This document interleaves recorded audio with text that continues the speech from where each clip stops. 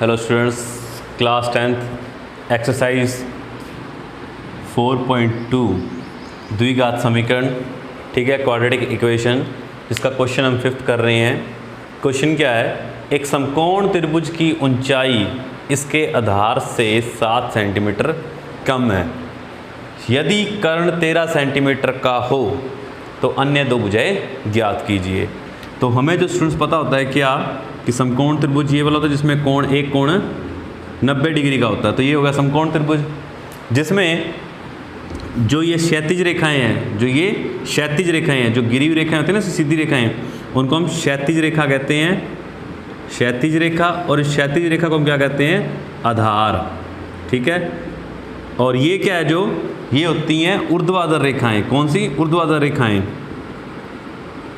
ऊर्ध्वाधर रेखा, जो खड़ी रेखाएं होती हैं उनको हम ऊर्ध्वाधर रेखा कहते हैं, ठीक है। और ये यहाँ पर क्या कहलाएगी? ऊंचाई कहलाएगी। और जो 90 डिग्री के सामने होता है ये भुजा, जो 90 डिग्री के कोण के सामने भुजा होती है, उस भुजा को हम कहते हैं स्टूडेंट्स कर्ण कहते हैं। क्या कहते हैं? कर्ण कहते हैं, ठीक है। जो क्षैतिज रेखा यानी जो इस तरह से बिछी हुई रेखाएं हैं वो आधार हैं, जो खड़ी रेखाएं हैं उनको ऊर्ध्वाधर रेखा कहते हैं, यानी इसको ऊंचाई, और ये कर्ण। समकोण त्रिभुज होता है तो उसमें हम पाइथागोरस प्रमेय लगाते हैं। पाइथागोरस प्रमेय। पाइथागोरस प्रमेय क्या होती है? कर्ण का स्क्वायर बराबर आधार का स्क्वायर प्लस लंब का स्क्वायर। ये सूत्र होता है हमारे पास। पाइथागोरस प्रमेय ये कहती है, ठीक है, कि कर्ण का स्क्वायर बराबर आधार का स्क्वायर प्लस लंब का स्क्वायर। जो पाइथागोरस प्रमेय होती है ना स्टूडेंट्स, वो केवल और केवल समकोण त्रिभुज में लगाई जाती है। समकोण त्रिभुज में लगाई जाती है पाइथागोरस प्रमेय, ठीक है। क्योंकि समकोण त्रिभुज में ही हमारे पास कर्ण होता है, ऊंचाई होती है और आधार होता है। अब इसने कहा कि एक समकोण त्रिभुज की ऊंचाई, तो ये वाली ऊंचाई है, ये आधार से 7 कम है। मतलब इसका जो लिंक है वो आधार से है, लेकिन हमें आधार पता नहीं, तो हमने आधार को मान लिया x, ठीक है। तो माना समकोण त्रिभुज का आधार, समकोण त्रिभुज का आधार x सेंटीमीटर है। ये इकाइयाँ आप याद रखें, साथ में लगाएंगे। एक सेंटीमीटर आपको दी हुई थी इसलिए आप सेंटीमीटर में लगा रहे हैं। अगर आधार x है, ऊंचाई आधार से 7 सेंटीमीटर कम है, तब ऊंचाई क्या हो जाएगी इसकी? x minus 7 centimetre. भी कम है तो उसमें से माइनस कर देंगे, x माइनस 7 सेंटीमीटर। और कर्ण हमें दिया ही गया है कितना? 13 सेंटीमीटर। और कर्ण बराबर कितना है? 13। तो इस सूत्र में रख देंगे बाय पाइथागोरस प्रमेय के द्वारा 13 का स्क्वायर बराबर आधार x square plus x minus 7 का स्क्वायर। ये ऊंचाई थी, ये आप इसको आधार लंब, हाँ ये लंब भी होता है, ऊंचाई को भी हम लंबी कहते हैं, ठीक है, ये लंब होता है। 13 का square 169, x square a minus b का स्क्वायर ओपन करेंगे, a स्क्वायर प्लस b का स्क्वायर माइनस 2ab, तो ये हो गया 14x। ये दोनों जुड़ जाएंगे और 169 इधर से उधर चले जाएंगे, तो कितना हो जाएगा? ये यहाँ पर कर लेते हैं हम, x square 2x square minus 14x, ये उधर जाएंगे प्लस के 49 माइनस के 169 बराबर, इधर कुछ नहीं रहेगा यानी 0 बराबर में 0 रह गई, 2x स्क्वायर माइनस 14x। इसको इसमें से माइनस करेंगे तो ये रह जाएंगे माइनस के 120। 2 सभी में कॉमन आ रहा है, या 2 का सभी में भाग दे दें, क्या रह जाएगा? x square minus 7x minus 60 बराबर 0। 2 का सभी में भाग दे दिया, ये आपके पास आ गई समीकरण। अब ये द्विघात समीकरण को हम हल कैसे करते हैं? इसका गुणनखंड करेंगे। तो इसके गुणनखंड कैसे करते हैं हम? इन दोनों का गुणा करते हैं, a और c का। तो 1 का और 60 का गुणा करेंगे तो कितना आ जाएगा? 60 आएगा। लेकिन 60 कैसे टुकड़े करें जिससे क्या आ जाए आपके पास? जोड़ने पर 7 आए और जोड़ने या घटाने पर 7 आए और गुणा करने पर यही 60 वापस आ जाए। तो कितना आ जाएगा? ये 12 5 60 होते हैं। तो x square minus 12x plus के 5x। माइनस के 12 क्यों लिए? 12 5 60 तो होते हैं, लेकिन माइनस के 12 क्यों? क्योंकि माइनस के 7 चाहिए आपको। माइनस के 12x प्लस के 5x तो हो गए माइनस के 7x बराबर 60 है, माइनस के 60 बराबर 0। यहाँ से कॉमन आ रहा है x तो रह गया x माइनस 12, यहाँ से कॉमन आ रहा है 5 तो x माइनस 12 बराबर 0। तो इसके आगे का स्टेप हम यहाँ पे कर रहे हैं। स्टेप ध्यान रखें, ये आपने बाद में लिखना है। पहले आपको माना समकोण त्रिभुज, ठीक है, उसमें ये आ जाएगा। इसके बाद यहाँ पर हम पाइथागोरस प्रमेय वाला लिखेंगे, यहाँ पर लिखेंगे, ठीक है। उसके बाद ये प्रोसीजर आगे चलेगा हमारा। आई बात में, तो यहाँ पर ये रह गया x माइनस 12 कॉमन आ जाएगा तो रह जाएगा x प्लस 5 बराबर 0। तो x माइनस 12 बराबर 0 और x प्लस 5 बराबर 0। तो x का मान यहाँ से आ गया 12 और एक आ गया माइनस 5। अब आधार, ये दूरियां होती हैं, ये समकोण त्रिभुज में ये दूरियां हैं जो कि ऋणात्मक नहीं हो सकती। तो इसका मतलब ये कितनी है? 12 है। समकोण त्रिभुज का आधार कितना है? 12 है, ठीक है। और इसकी ऊंचाई कितनी हो जाएगी? 7 कम है तो 5, आधार बराबर 12 और ऊंचाई कितनी हो जाएगी इसकी?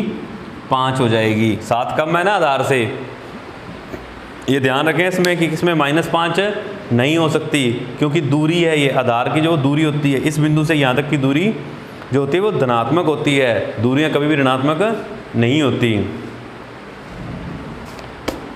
नेक्स्ट क्वेश्चन है छठा, एक कुटीर उद्योग में, एक कुटीर उद्योग एक दिन में कुछ बर्तन का निर्माण करता है। तो ये क्वेश्चन स्टूडेंट काफ़ी लेंथी है, आपको मैं पीडीएफ भेजूंगा तो आप उसमें देख लें कि एक कुटीर उद्योग एक दिन में कुछ बर्तनों का निर्माण करता है। हमें पता नहीं वो कितने करता है। एक विशेष दिन यह देखा गया और एक ऐसा दिन आया जिस दिन उन्होंने देखा कि प्रत्येक नग की निर्माण की लागत उस दिन के निर्माण किए बर्तनों की संख्या के 2 गुने से 3 अधिक है। यदि उस दिन की कुल निर्माण लागत 90 रुपये थी तो निर्मित बर्तनों की संख्या और प्रत्येक नग की लागत ज्ञात कीजिए।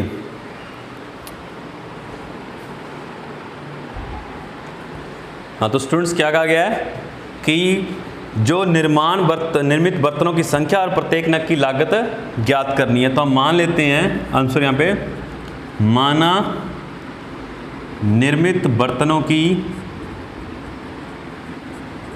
संख्या x है, यानी उस दिन पता नहीं कितने बर्तन बने हैं तो उनकी संख्या कितनी है? x है।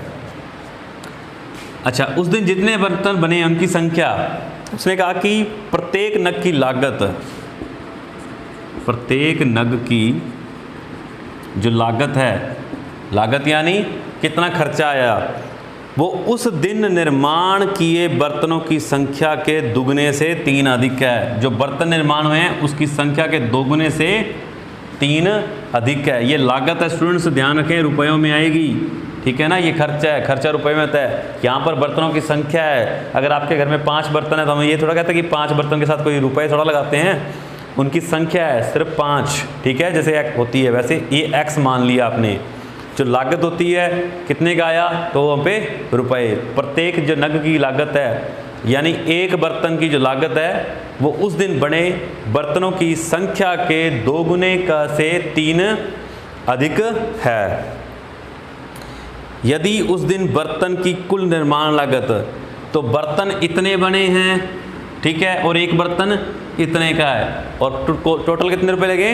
90 रुपये। जैसे कि अगर मान लें कि एक बर्तन 5 रुपये का है और उस दिन 10 बर्तन बने तो कुल बर्तनों की कितने रुपए के हो गए? 50 रुपये के। यानी हमने इन दोनों का क्या किया? गुणा किया। तो यही चीज़ यहाँ पर लागू होती है, ठीक है। क्या दिया गया हमें? उस दिन कुल लागत कितनी है? 90 रुपये। यानी इतने बर्तन बने हैं और एक बर्तन इतने का है, तो दोनों का गुणा करेंगे तो कितना आ जाएगा? 90 रुपये आएगा। ये हमें दिया गया है। इसको अंदर गुणा करेंगे 2x² + 3x, 90 इधर आ जाएंगे, माइनस के 90। अब इसके गुणनखंड करेंगे, पहले कैसे, इन दोनों का गुणा करेंगे, तो 90 और 2 को गुणा करेंगे, यानी 2 और 90 का गुणा करेंगे कितना आ जाएगा 180। 2 और 90 का गुणा करेंगे 180, किसके, माइनस के, क्योंकि ये प्लस का 2 है और ये माइनस के 90 हैं। अब इसके टुकड़े करें, 15 और 12 का गुणा 180 होता है, 18 और 10 का गुणा 180 होता है, लेकिन हमें b को देखना है, जो बीच में 3 है, ये 3 किसके जोड़ने और घटाने पर बनेगा, इसके घटाने पर 3 बन सकता है, लेकिन किसका, प्लस का, तो इसका मतलब प्लस का ये चाहिए बड़ा और ये छोटा चाहिए। 2x² plus 15x minus 12x minus 90 बराबर 0। दोनों में से कॉमन क्या आ रहा है x, तो क्या रह गया 2x प्लस 15। दोनों में कॉमन क्या आ रहा है 6 कॉमन आ जाएगा, तो 2x प्लस 15, 15 छिकी 90 होता है ना, दोनों में कॉमन आ रहा है 2x प्लस 15, तो क्या रह गया x माइनस 6 बराबर 0। दोनों को 0 के बराबर रखेंगे, 2x प्लस 15 बराबर 0 और x माइनस 6 बराबर 0, तो x बराबर कितना आ गया माइनस 15/2 और x बराबर कितना आ गया अब 6। अब बर्तनों की संख्या कभी ऋणात्मक हो सकती है क्या, नहीं हो सकती, तो बर्तन कितने हैं, बर्तनों की संख्या 6 है, बर्तनों की संख्या बराबर 6, ये आप लिखेंगे यहाँ पर। और रुपए कितने लग गए, 2 गुणा 6 प्लस 3, 6 दूनी 12, 15 रुपये का एक बर्तन है। कितने रुपए का बर्तन है, 15 रुपये का, प्रत्येक नग की लागत, ठीक है, कितनी है 15 रुपये। आपका ये 4.2 यहाँ पर कंप्लीट हो जाती है, ठीक है।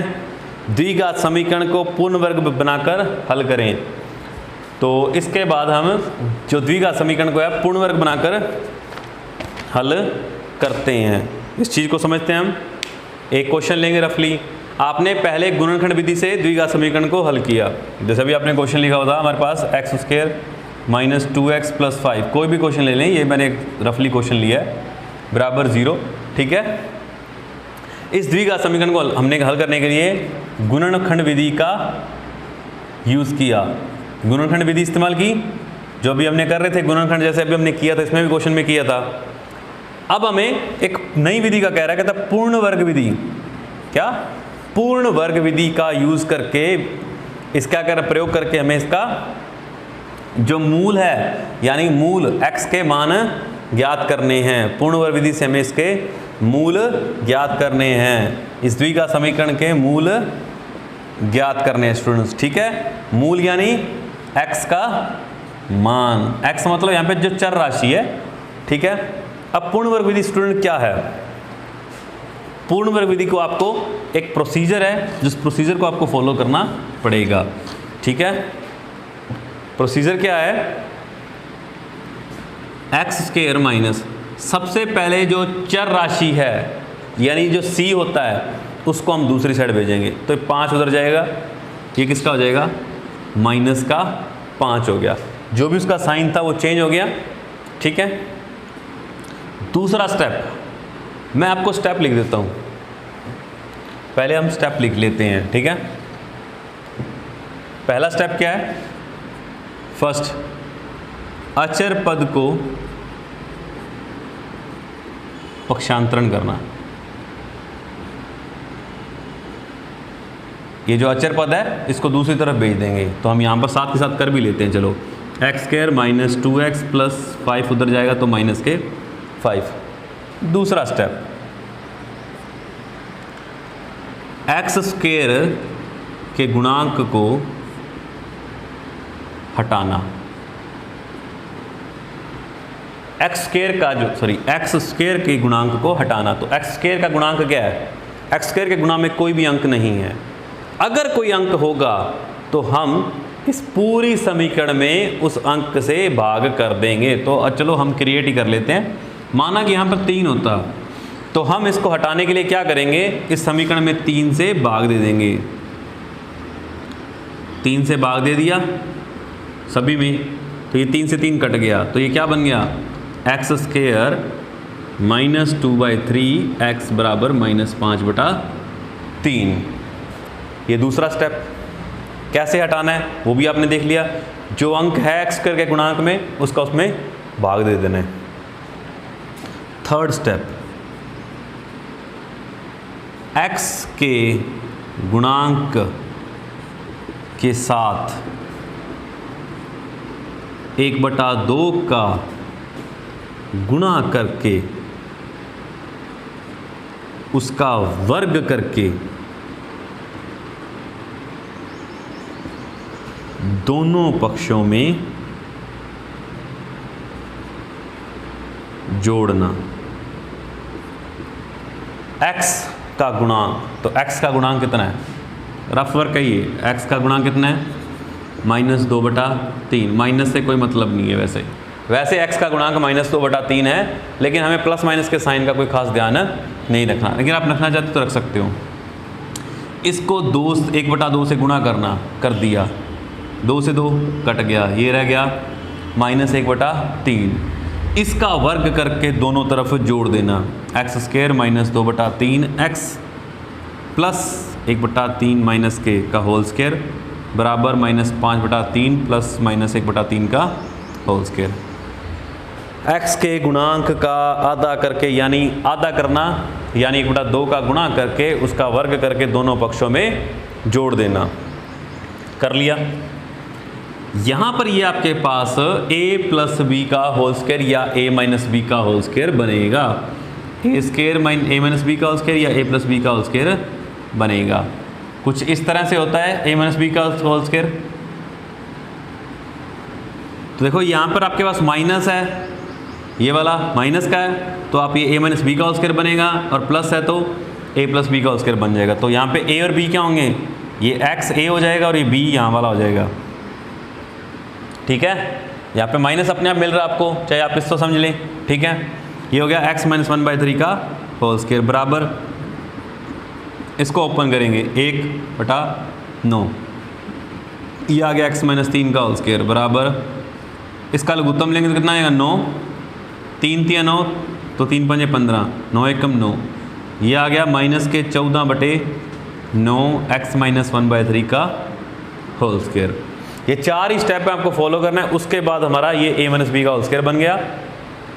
अगर माइनस है तो माइनस वाला बन जाएगा, a और ये रहा b। ठीक है, और अगर प्लस वाला हुआ तो यहाँ पे प्लस, तो प्लस लगा देंगे यहाँ पर। ये बन गया a माइनस बी का होल स्क्वायर, यानी इधर ये आ गया, इसको होल स्क्वायर ओपन कर लिया, दोनों को जोड़ दिया लघुत्तम लेकर, तो ये बन गया -14/9। अब इस जो स्क्वायर है हम इसको हटा देंगे, हमें x की मान निकालना है ना, तो 1/3 स्क्वायर हटाएंगे तो उधर क्या लगेगा, रूट लगेगा, इधर रूट लग जाएगा, रूट लगेगा तो ये 2 वैल्यू देगा, प्लस और माइनस की। ठीक है स्टूडेंट्स, एक चीज़ स्टूडेंट ध्यान रखें, यदि रूट में 4 लिखा है तो इसका मतलब ये सिर्फ 2 देगा, लेकिन अगर x² बराबर 4 लिखा है तो यहाँ से ये रूट स्क्वायर हटेगा तो ये √4 प्लस माइनस के 2 वैल्यू देगा। जब ये स्क्वायर हटकर रूट लगेगा तब 2 वैल्यू देगा, और जब सीधा रूट लगा है तो सिर्फ ये एक धनात्मक वैल्यू देगा, पॉजिटिव वैल्यू देगा। तो अभी यहाँ पे स्क्वायर से रूट बना है तो इसलिए 2 वैल्यू देगा, प्लस और माइनस की। इस 1/3 को उधर भेज देंगे तो ये हो गया -14/9 रूट में प्लस 1/3, तो ये हमारे x के मान आ जाएंगे। ठीक है स्टूडेंट्स, यहाँ पर हमारी ये x के मान आ जाएंगे, यानी x के मूल आ जाएंगे। इस विधि को हम कहते हैं पूर्ण वर्ग विधि। क्या कहते हैं, पूर्ण वर्ग विधि। ये आपका 3 स्टेप आपको याद रखने हैं, इन 3 या 4 स्टेप में जो भी, उनमें आपका एक क्वेश्चन कंप्लीट आराम से हो जाएगा। तो ये हमारी क्या है, पूर्ण वर्ग विधि है, जिसको आपको 4.3 में यूज़ करेंगे। ठीक है स्टूडेंट्स।